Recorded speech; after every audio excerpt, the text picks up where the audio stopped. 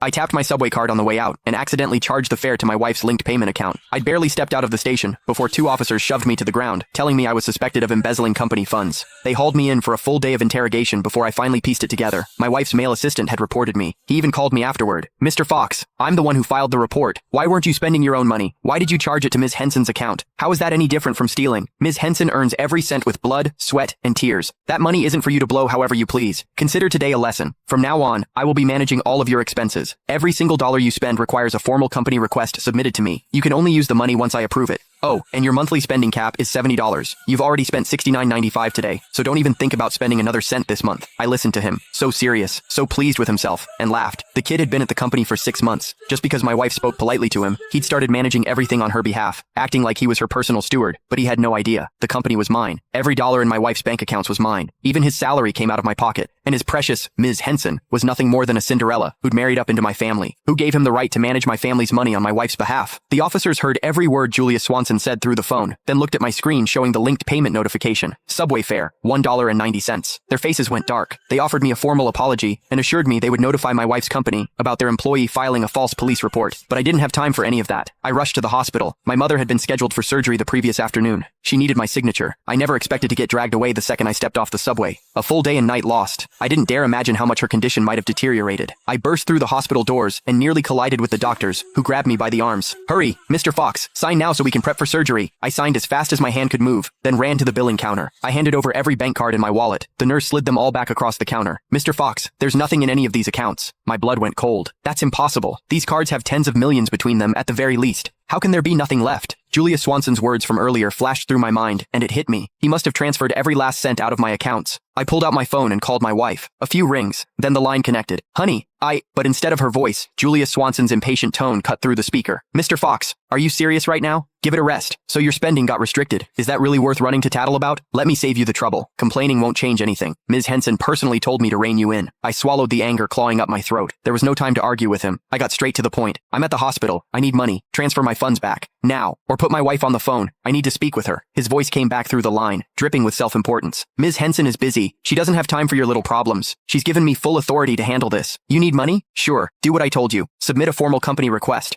Once I approve it, the funds will be released. Oh, and just a reminder, you've got exactly $1 left in your monthly allowance. Don't bother requesting more than that."